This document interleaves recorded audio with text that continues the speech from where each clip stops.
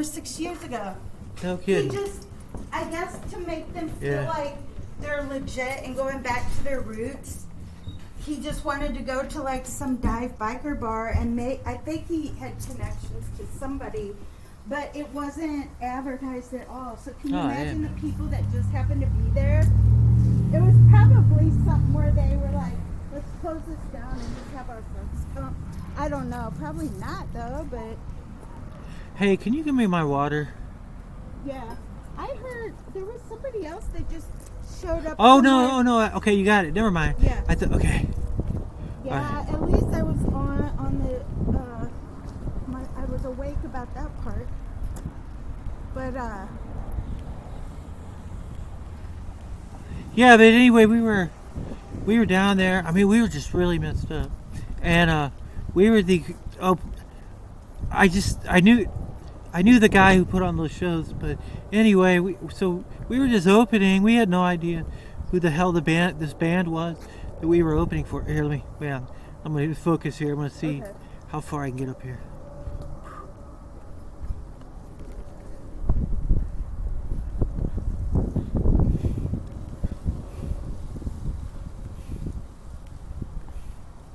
they don't have many of those underage anymore. Even Big Ace don't let kids under 21 in, or people. Weird. I guess they don't want their license taken away or fined. Yeah, I can see where that would cause some troubles.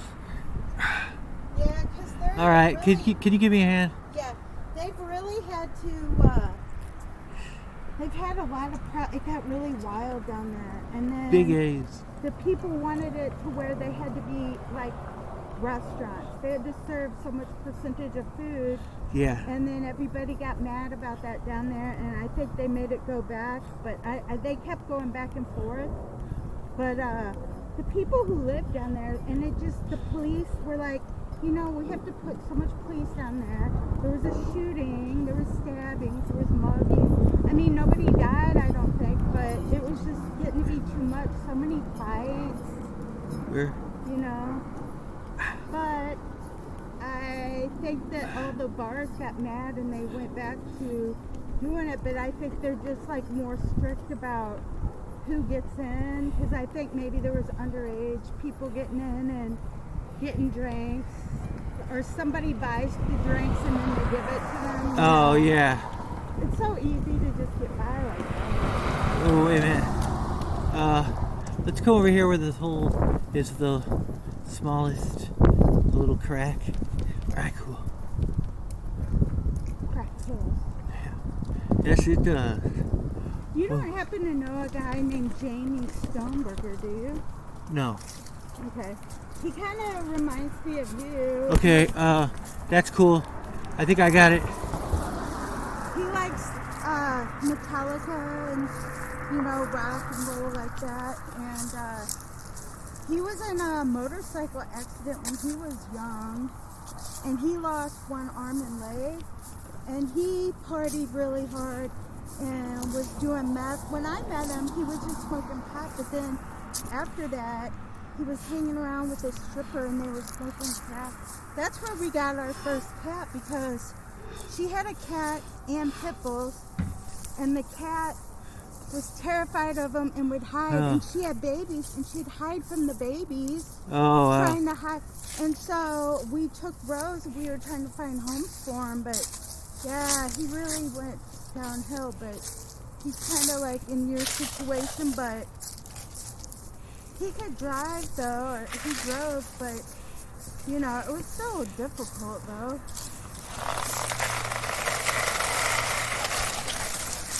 Yeah, but anyway, we went there. I think I was 15 or 14, I forgot which, but like I said, there's only like 250 people. Oh no, but Dave Grohl, the Dave Grohl thing was, so yeah, we went there. We were just wasted. We didn't really do shows unless we were completely wasted.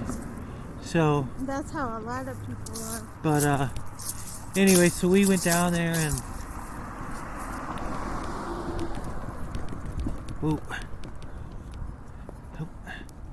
See how they redid it? The whole thing's like this. It might be actually better now. Oh, here comes a car there. Yeah. But,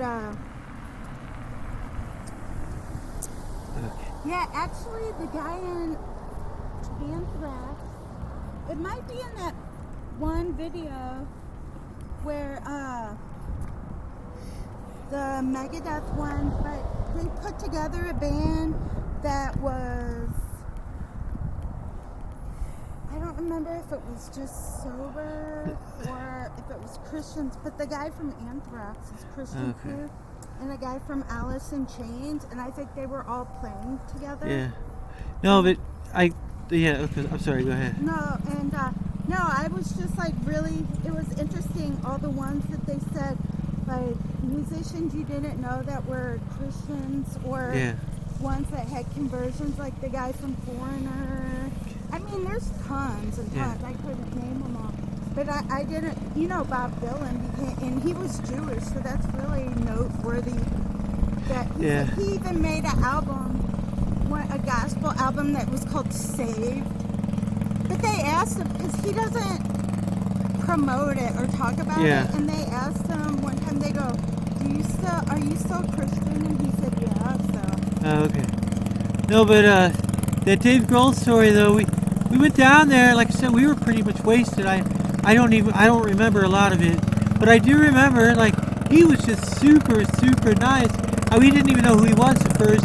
We just knew we were opening for them, and he was like out there helping us bring our equipment in, and just helping us get the show. Pardon me? What time period was that? That was about the night, maybe about. Let's see, my accident was in '88, so that might have been right about 1990 or '91, so that or something. That was right before Nirvana, then. No, well, see, here's what hit. I think it was right after they hit the scene, because after he was like super chill, like he wasn't getting all fucked up, but he was liking hanging out with us for some reason and helping us. And then, so after we got all our stuff moved, I remember at some point he was like, "Well, yeah, hi, my name's Dave," and because after he kind of helped us, he was like, "Yeah, hi, my name's Dave," and he's like, I'm in another little band. It's like a side project of mine." And he was like, "I don't know if you heard of it. We're called Nirvana," and we were like, "Oh," Tony was like, "Oh yeah, we've heard of you, man." But it was before like the breakout. Yeah. One. It was like they were still not like superstars, right? But they were getting ready to be. But that was so cool, though. Yeah, I mean, well, that's what he's saying. He was like, "This is just like a side project of mine," but he was. That's awesome. I didn't know that. I never. Like I said, he was just like super nice, man. Just completely helping us with the equipment, and he was like I thought he was just like totally straight, like he was all business. He wasn't partying at all when we were fucked up. I mean, we were getting some people you can't really tell, wasted. But, well, I mean, you could tell if it was a lot of alcohol, but like the people who take like Ritalin and Xanax together, you can't tell. But he doesn't really seem like that type. And back then, I don't think that was that's like the celebrity thing, is all the.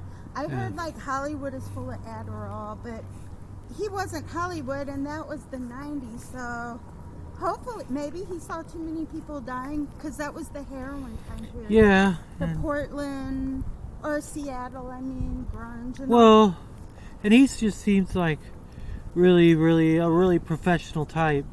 That's good. Like. Yeah, you don't get that big. He's had 2 big major bands.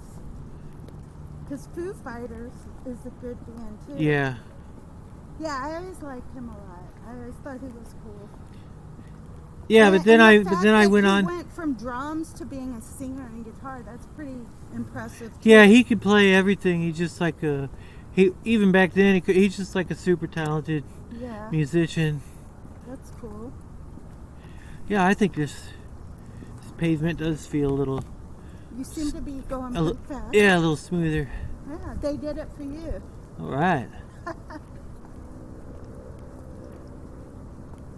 Yeah, I don't. So right here, do you think this story I have is, and it's funny, I was not high at all, but I was manic because I had weaned Shayla from nursing, and I lost a bunch of weight because when you nurse, your body produces a chemical that makes you want to be, that makes you like soft for the baby, like, yeah, you know, it's just a biological kind of thing. And then you also, it's like a cow, you know, like producing milk. You just gain weight. I don't know how to describe it. And then I lost all this weight, so of course I was manic because the medicine. Oh, and then I could take antidepressants too because I think I took a little bit, but I couldn't take a lot because I was nursing. But anyway, I was dancing all crazy in the front, and the guy said, "You're really having a good time." During the concert to me, and he came down, it was the Goo Goo Dolls guy, and he gave me his guitar pick. So afterwards, you know, me and Jeannie are like, "Oh wow, we should try to find out if he's staying in that hotel over there and see if we can hang out and all this." And she was really young. She was like, she lived at Fox Hill, but she was like a kid. But let's see, if I was 30, she was probably only like, I was probably 32. She was probably like 16 or 17. Oh, Laura. No, she didn't have friends around corrupting there. The youth. No, I wasn't doing anything. I was just manic on life. And, no, I wasn't thinking like that. I was just like, oh, we should try to meet him. You know how people stand around, but then we're like, let's just go. Well, guess what? We're driving on the highway, and their bus passes by us, and we're all waving and stuff, and we're freaking out. And he, like, turns this light on, and he goes like this, like to lift. So Jeannie, she didn't know anything about it, so she lifts up her shirt, but her bra is still on. Yeah.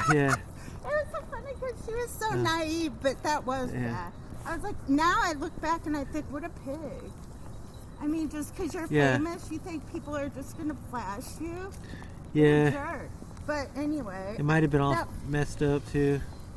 Yeah, I don't know. But anyway, it was funny because he was just like this, like, okay, what, you know. that was probably my only, and then that was probably my only really experience with somebody that was like a well-known musician. Sounds like you had a better time. Yeah, well, I wish, I mean, no, I don't even. I liked it at the time, but at least yours was like legit, and it wasn't like weird. Like, it is weird too. Like as the years went on, like they would always hear stories about Grohl, and that's what everybody always says about him. It's like he's just a real nice guy, basically. Him and Fonzie, the guy who played Fonzie, everybody says he's really nice, and I know somebody who's related to him.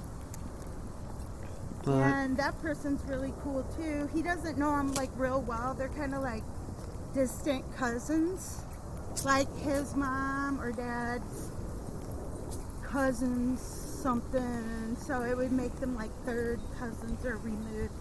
But he's like, they say he's, you know, I never met him, but I'm related to him, and everybody says he's nice, so I'm glad. The Fonz? Yeah, he's supposed to be like the nicest guy in Hollywood.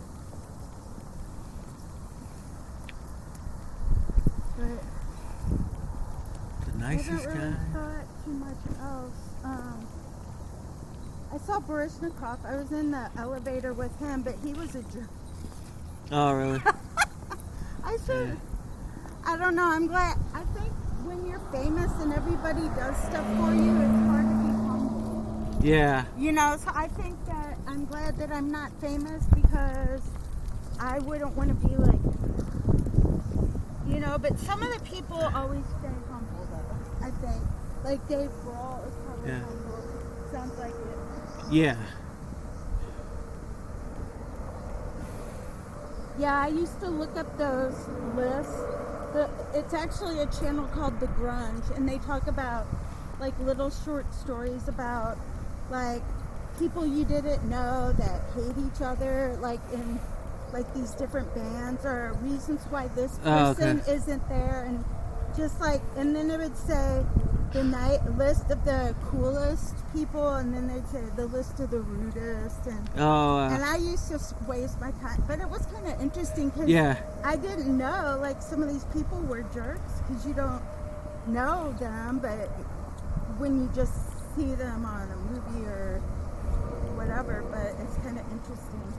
Some of those girls are just so weird about their looks. They're so insecure, and they're already so pretty. Like, you know who Ariana Grande is? Yeah. She is so weird. You can only take a picture of her on one side. Like, she has to be this side. Yeah. And some people were taking pictures of her somewhere, and she went up and she said, "Let me look at those pictures. I have to look at them." Oh, okay. They were photographers, you know, at those events. And she deleted them. She goes, "No." And apparently she's kind of kooky. Yeah. But that's sad. And Barbara Streisand, she will not let one side. They're weird about having one side of the face. So when she was on Jay Leno, she had to sit in Jay Leno's chair. She couldn't sit in the guest chair because she had to show a certain side. Oh my God. Man, I'm bad, okay? Yeah. But I would just not be on TV if you're that weird about it. But, gee. But yeah, I think when everybody's always taking pictures of you and they're always analyzing how people work, I think I couldn't deal with that. That's pretty harsh. Yeah, it causes mental illnesses. Oh yeah, it's gotta suck. Yeah, I could have been famous, Chuck, but I just was like, nah, I don't want it.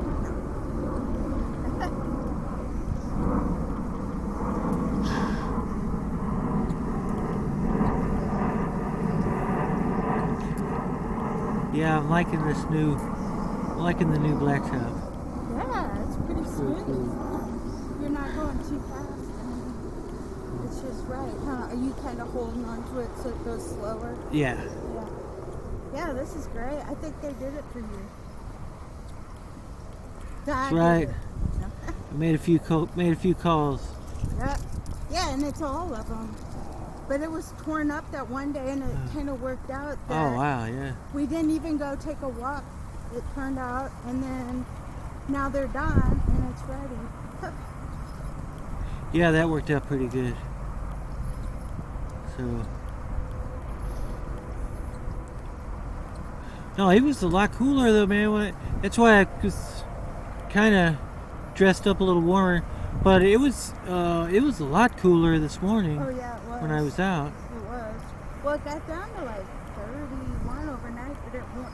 You know, Thursday it's supposed to be 70 degrees, up to 70. Yeah. It's supposed to be warm like this all week until Saturday. And then I think Saturday gets cold, but I think it starts to warm up again. It's kind of creepy, but you know how it is. You never know in Missouri. Yeah. I like a little bit of snow, but it's not for me to determine. I know people hate it, but I just think it looks pretty. Being a visual, artistic type person, you can't beat that, man. No. It's just... I don't have to get out and go to a job, though, so of course I can sit back and say that. Well, that's cool, though. It sounds like your Thanksgiving went okay, I guess. Could have been better, but... I don't think I'm gonna, just because I don't ever trust myself and know for sure. Yeah. How I'm gonna be. I told my mom, I said, I don't want to ruin everyone's Christmas in case I would go off on her and then make everything, do you need help? I don't think so. And make everything awkward. So I said, is it okay if we like stagger the time? Plus, my parents' house is little. It's like St. Charles Hills, you know. Yeah. And to have too many people at once, and I don't know, maybe like... Well, yeah, kids will come, and her kid has 2 little kids, and then all this and that. So And then if Adrian, it would be easier to kind of stagger it anyway.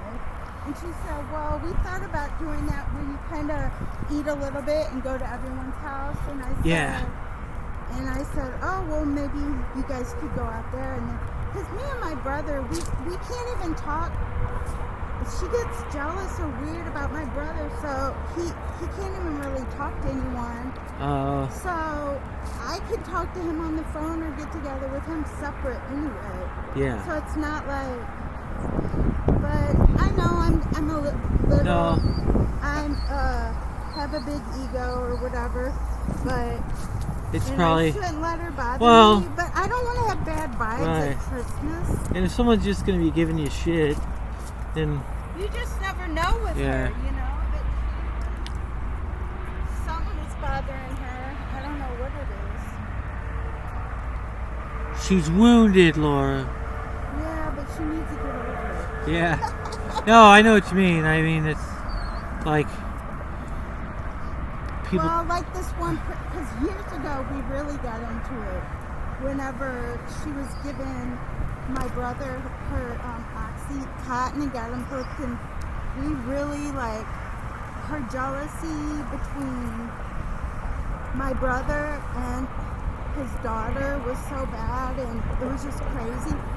And me and her got into such a bad fight that we blocked each other on Facebook. Well, I unblocked her after a while, but we're not Facebook friends. But I think she goes because she can see when I like and make comments on my brother. I think she goes and checks it, and that's why she started going off on Catholics, because she saw some of my like Catholic things, I guess. Oh, okay. And like it offended hers. Who knows? Sometimes I think, well, maybe it's just better for the sake of my parents and keeping the peace.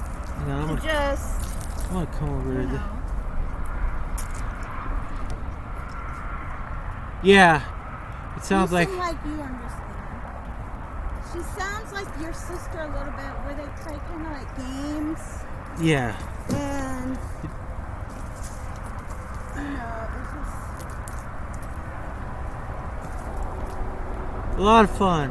I think I can like her and like her more positive qualities if I'm not around her. And Yeah. I'm not sitting there thinking, what a bee, da da da.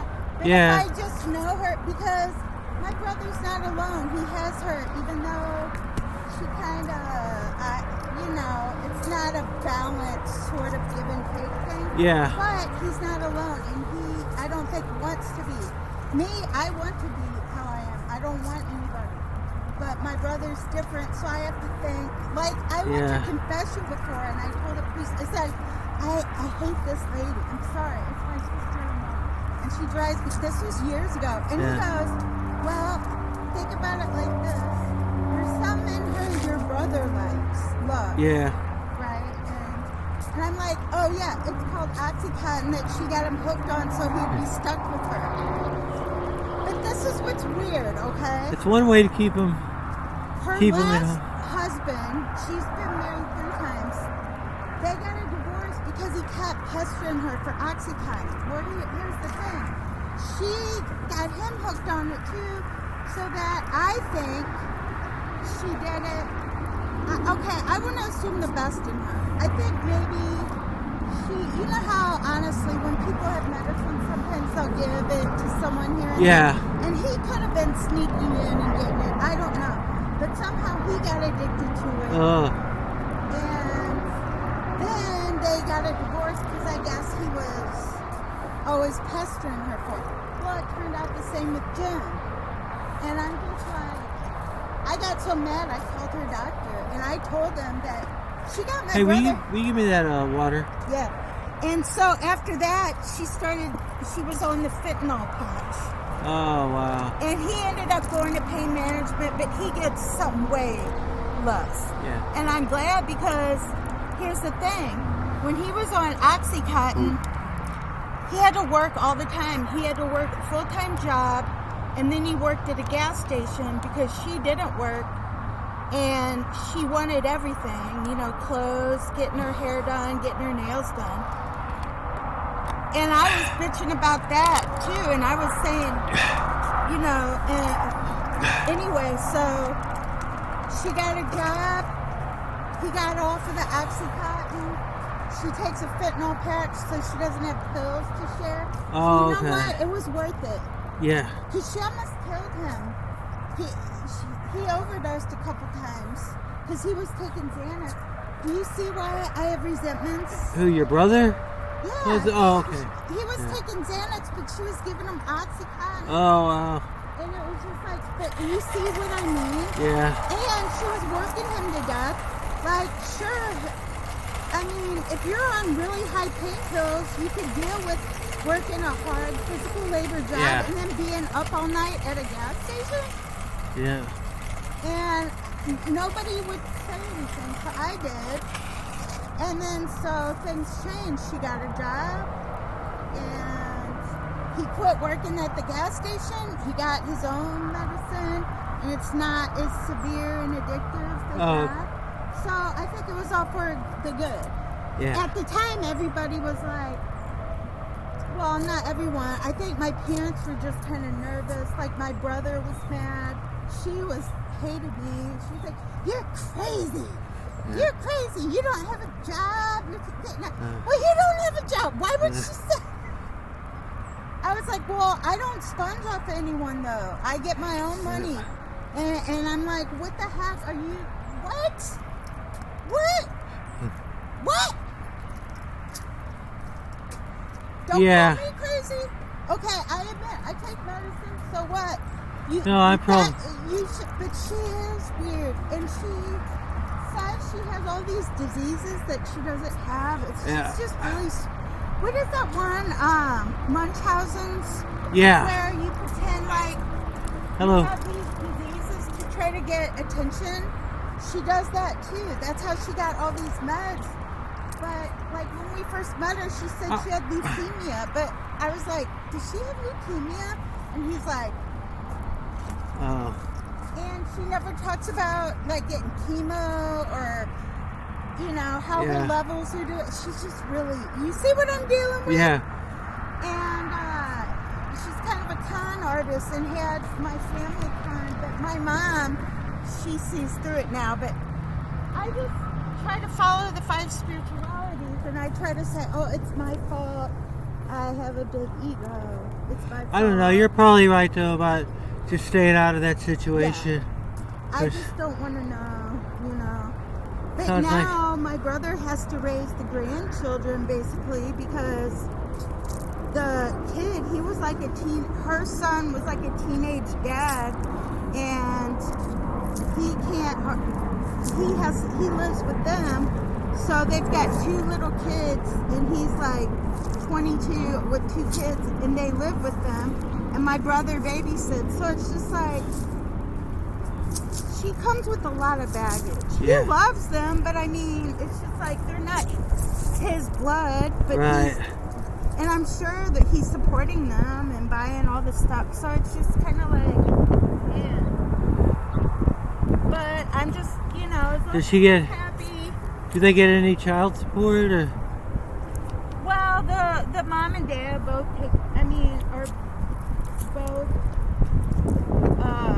what do you call it? They both have the kids. Like, the girl, I don't know if she lives with her parents, but they go back and, like, the kids go back and forth, but they both, you know, but my brother ends up having them a lot.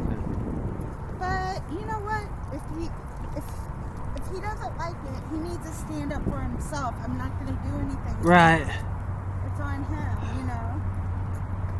Some people, he's kind of passive. Like, I don't think that he would rather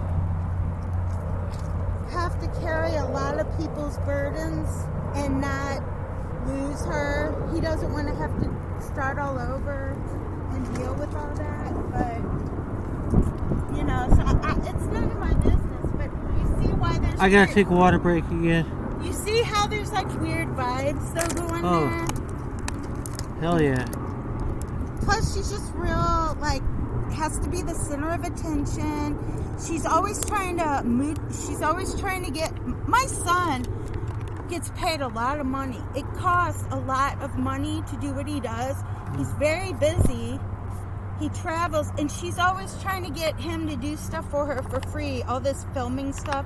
And I'm just like, man, you know, just come off of it, lady. Yeah. He's not going to do it for you. He doesn't like you either. But I'm going to leave it. Forgive me, guys. I know I messed up. But that's it in a nutshell. I already forgave her and overcame it, and I'm going to forget about it now. And I love her. I pray for her. It was my fault because I was envious and had a weak, ego and whatever. I offer it up. Done.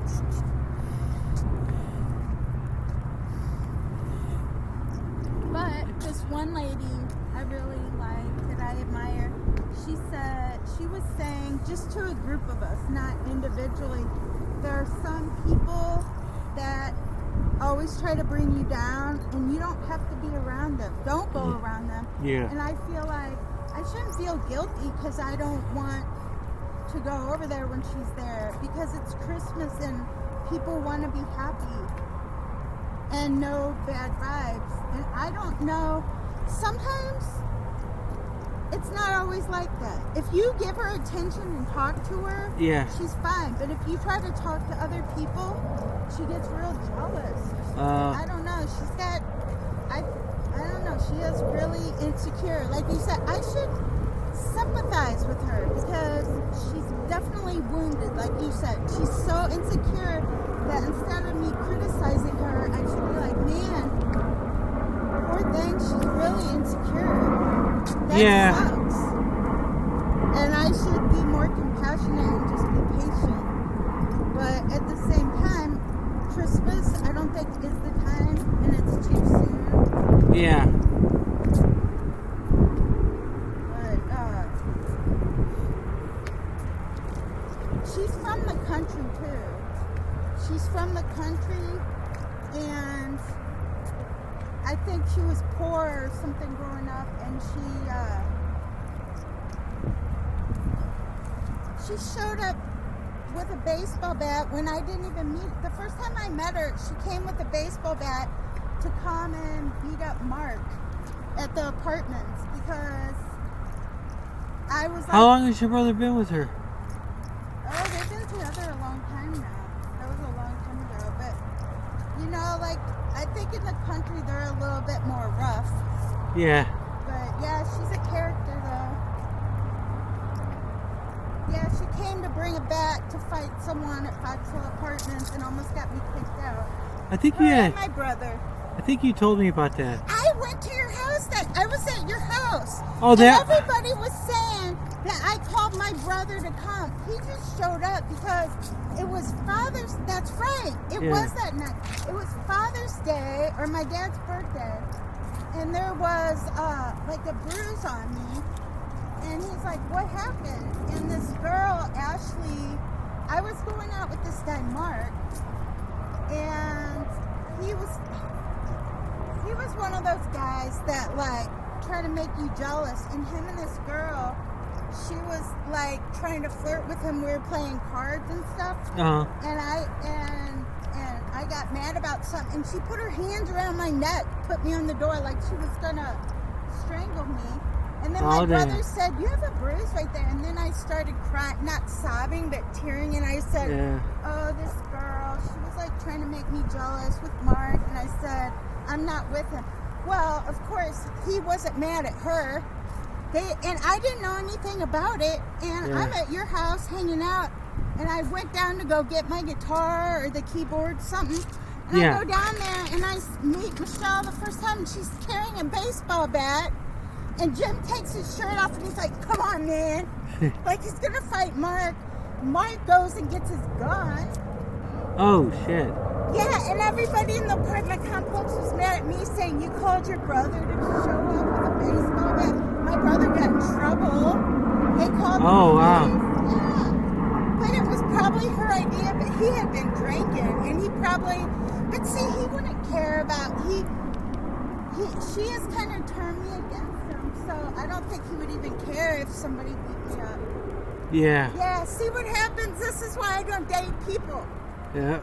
It always go, and then, you know, and I think I started hanging around Tony. He was like a rebound, I guess, and then I was even more psycho. Yeah. But, yeah, that's right. Do you remember that night and me saying something?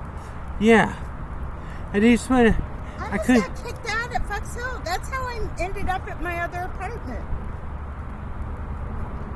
What other apartment?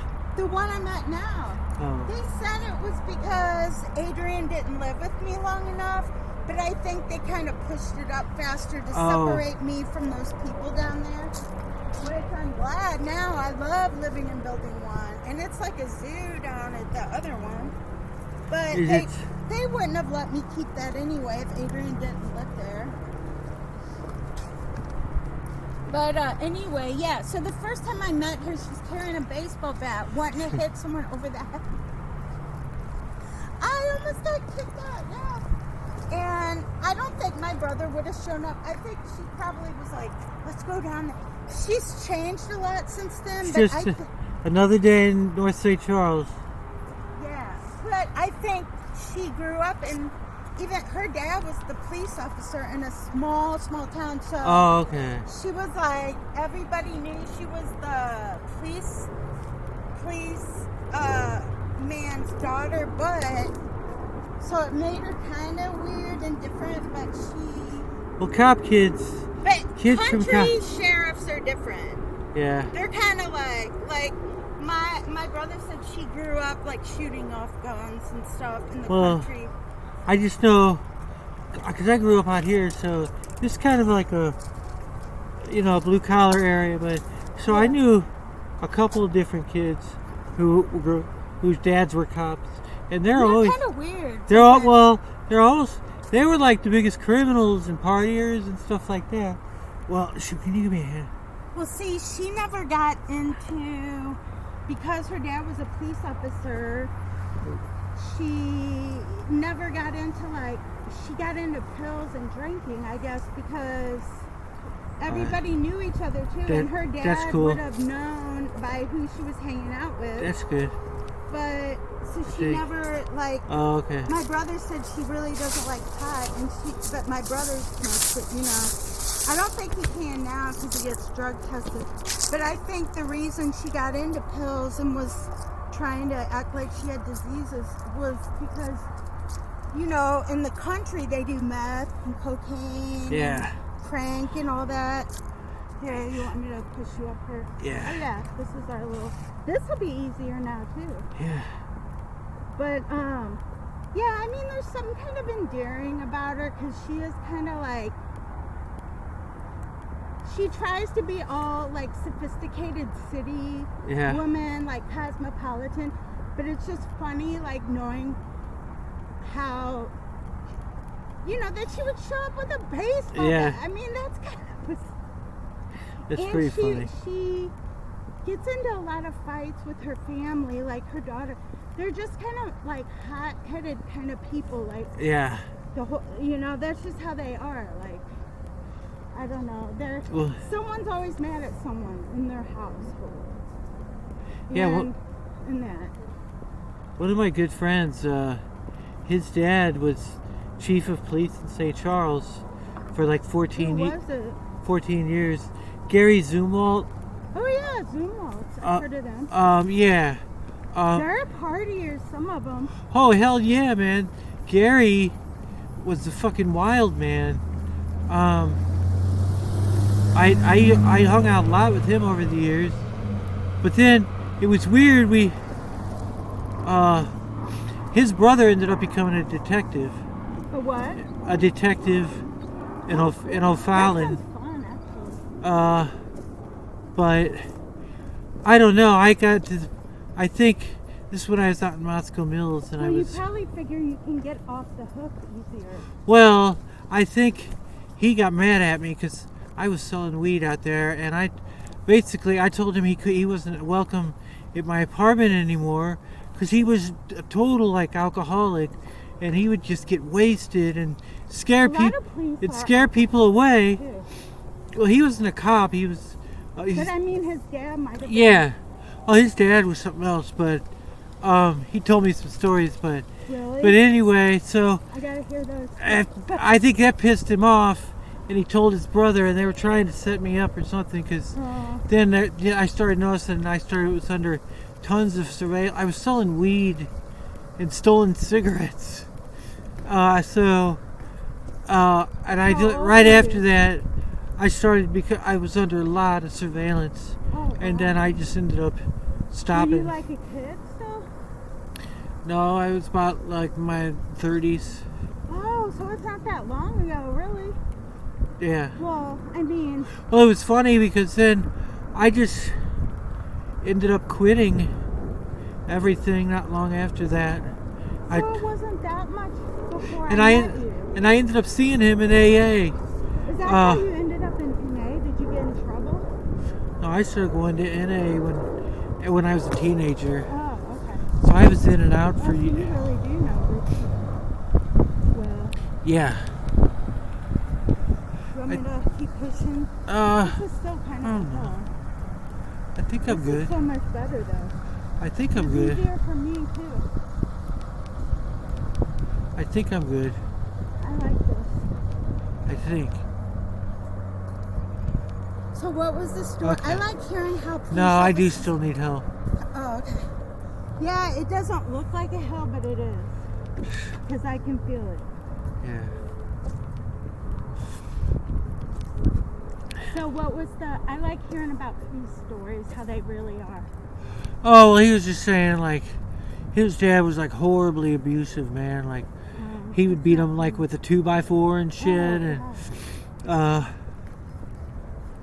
And he was a Vietnam vet. And then he was a cop his whole life. And he ended up becoming chief of police. And then he stayed in the police force his whole career, and then ended up retiring, and then ended up killing himself after he was retired. And They say police officers have the highest rate of suicide. I think I'm good. Okay. Yeah, I've heard that a lot of them have post-traumatic stress. He probably really did from Vietnam. Yeah, and he was like a hardcore alcoholic, but functional. I used to put police on a pedestal because I think I had that man in the uniform, and I thought you know how everyone kind of has their little thing, which is ironic because I was smoking pot every day, but still there was something about it. I think it's because I had a guy that was really crazy, and he said he was going to kill me and tie me up and set me on fire, and he left all these messages, and he lived right by me at Fox Hill. Oh, wow. So I called the police. I was really scared, and I played the answering machine, and the police officer came back in 10 minutes, and he goes, "He's never going to bother you again." And I'm thinking, yeah, right, because he was always out and about. He never did. And so ever since then, but he left the police force. A guy was coming with a knife, walking up to him, and he had to shoot him, and he died. Oh, and wow. I think he left the police force after that. Because he shot the guy and killed him. So, because I haven't seen him since, but he was the guy, he was like the Fox Hill apartment police officer. Oh, okay. But ever since then, and then I had another incident. How long ago was that? Oh boy, it had to be between maybe when Shayla was 5 and she's 20, so 15 years ago maybe. Oh, wow. And anyway, and then there was another incident where I knew this guy, and anyway, to make a long story short, I called the police because I was kind of freaked out, and then I was like, well, look, I don't want him to get in trouble. Can you just talk to him and just tell him not to do that, and that was out of line, because I didn't want him to really have to pay a fine or show up in court and all that. Yeah. And he goes, He was like, oh, okay. But he was like sitting there, and I guess I was lonely at the time or something. But he was sitting there and talking to me, and he was so nice. And then I used to see him a lot, and I'd talk to him and stuff. So I think I went through a phase where I kind of was like, you know, because they like rescued me. And so whenever that thing in Ferguson happened, I was like so pro-police, and I would go on my little tirades. But now, as it goes further along, and my friend was a saint that I went to high school with, he was in Secret Service too, but he was a St. Charles City police officer. He was in the drug task force, undercover. He was telling me all this stuff, and I'm just like, oh my gosh. Yeah. Like, some of these stories about some of the police officers, and then the thing with Derek Chauvin, and I realized, you know, there are some really psycho police officers. Yeah. And I feel bad now because I used to say, like, on the internet and stuff, say all these bad things about Black Lives Matter. And I said they're a terrorist organization. Because I did see them terrorizing police. Yeah. But that comes from anger where they probably were beat. There were probably some of them that really were beaten up and bad things. Can you give me a hand? But I don't know. You Can know you give how me a it is, hand? like that one guy was a jerk to you. Kind of like some of them have an attitude where they're Yeah. But I figure the job's rough, and they always have people lying to them, and they have people attacking them. So I guess like it kind of ruined your life.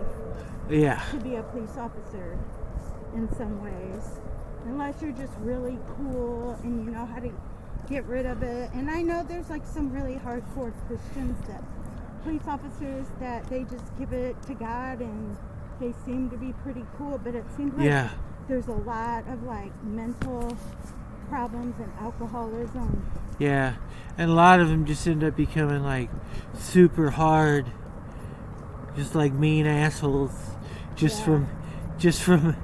I know some though that are just really cool, really nice, but you know. I think I'm good.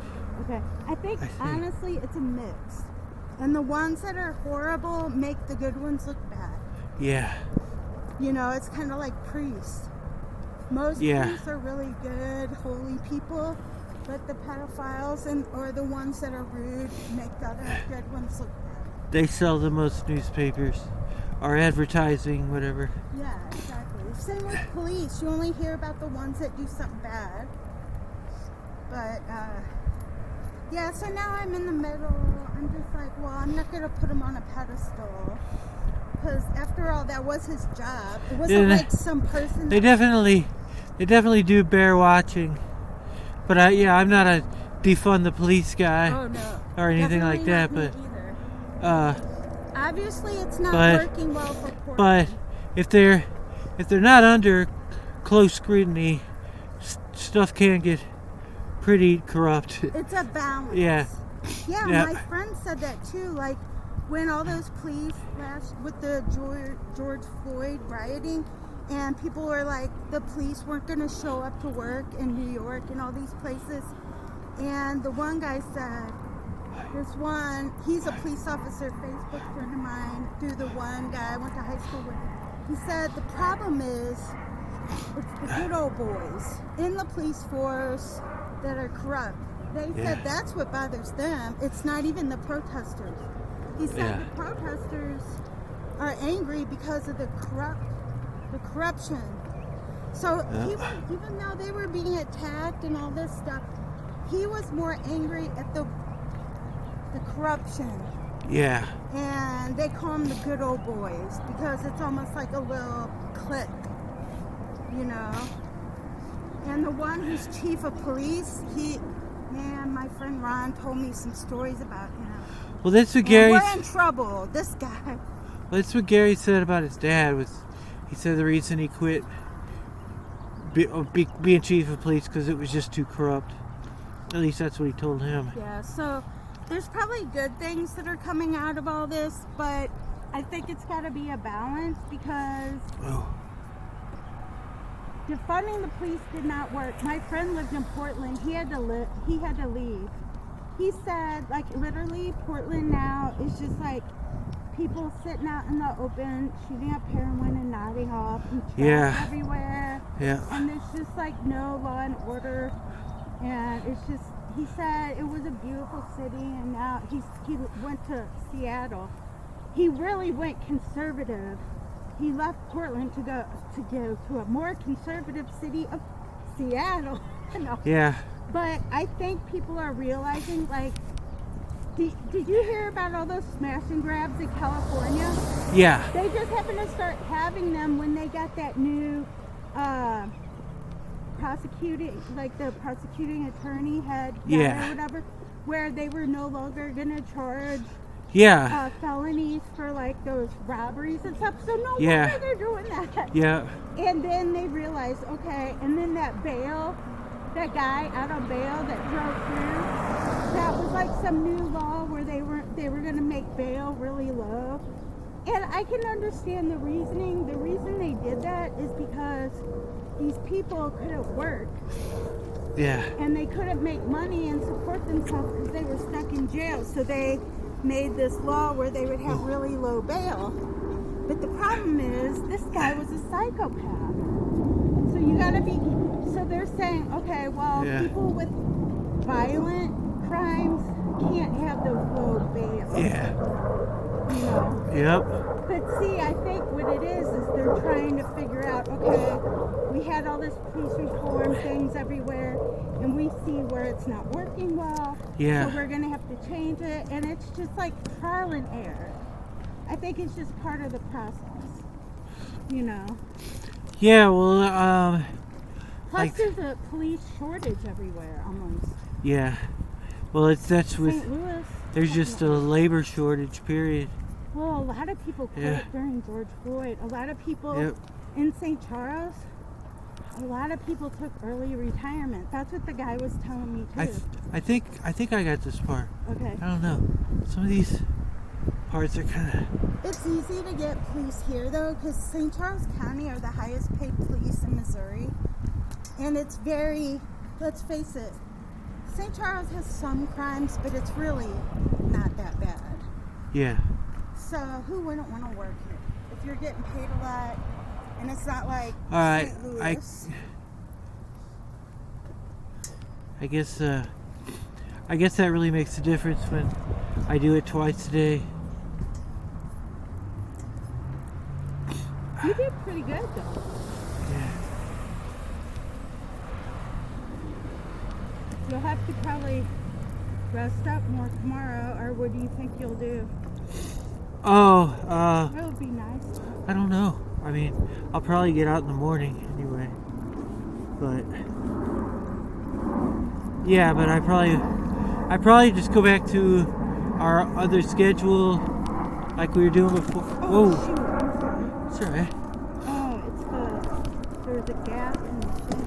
There we go. I was like, surely I didn't hit the curve. I thought I was I think I got it.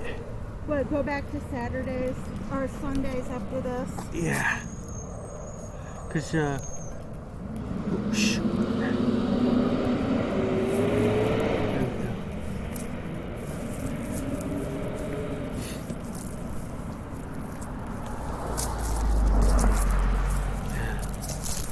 I mean, if that's cool with you. What's that? If that's cool with you. Oh yeah, okay. I just because then you don't have to worry about, you know, like it breaks up the day. You already have someone coming over during the week.